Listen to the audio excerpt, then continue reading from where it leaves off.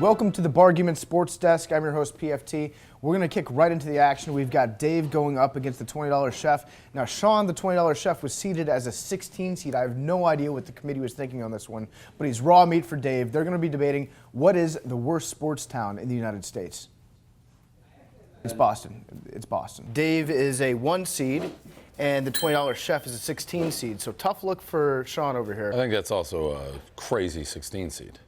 That is, yeah, that's a wild 16 seed. I mean, I can make some shit up, but It's going to get interesting. This one should be a bloodbath, but as we saw in the NCAA tournament, you know, anything can happen. The Cavaliers lost to the Maryland Dogs or whatever they were. So the first topic is, what are your thoughts on nuclear proliferation in Afghanistan and actually specifically the Kashmir region of India and Pakistan? Should we focus on this as like a UN solution, or should we go for more economic sanctions from the United States directly? Dave?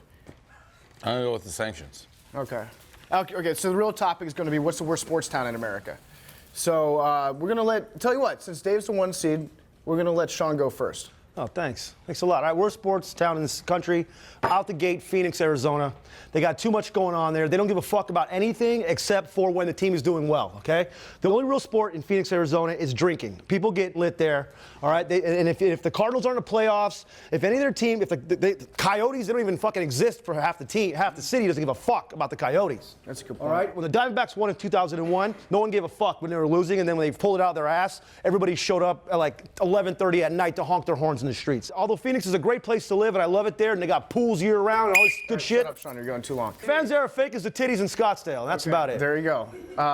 You notably left out the Waste Management Open. I thought that. Do I get to smash him for that? Yeah. Tell you what. It's a 2-on-1? Yes, well, what you said, the Waste Management, arguably the best tournament on the tour, so that is a sport. Golf.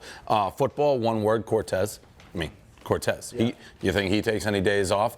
And I disagree. I actually think the Diamondbacks have pretty good crowds when they're in the playoffs, and I think the Cardinals have really good crowds. Again, Cortez. So I disagree. It is warm weather. And the Phoenix Suns, by the way, when they were in it with Charles Barkley, and that place was impossible to play. They've been terrible for a long time, but they still support the team. Yeah. If they're winning. Well, Dan Marley still has a number of steakhouses that are open in the area, so they'll remember you if you win there. So, Dave, what is your worst sports town in America? I will say I went with kind of a similar thesis with the warm weather. I go with Miami, though. You want to talk to the Marlins? Go look at a Marlins game. Look how many people go to the Marlins game. 4. They sell off the team once every 5 years. The fans don't come. So that's one thing. The Dolphins, they had to put like a club, like a Jimmy Buffett club in there to get people to go. It has nothing to do with football team. They haven't been good in a long time. They don't really even have hockey. There's just shows to it. I mean, you got the Florida Panthers. I don't know if that's a Miami team. It's South Beach. Nobody knows. Even the Hurricanes, I don't know where they play. With the Orange Bowl, which is one of the all-time facilities, you run through the smoke. I think you drive half an hour off campus now to go to one of their games.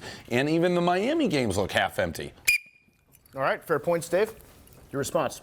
My response is, who gives a fuck? It's Miami. Okay, Miami has the ocean. Arizona's in the middle of the desert, okay? They had LeBron and they had fucking D-Wade. They went off. Then they really showed everybody how much they can be fans and they were true to their shit. Basically, I'm just arguing my own point on my other side right now. So I feel really good about that. I think I don't even want to respond. I think he helped me there. Yeah, he did. So he actually, so technically Sean won because he was on your side also.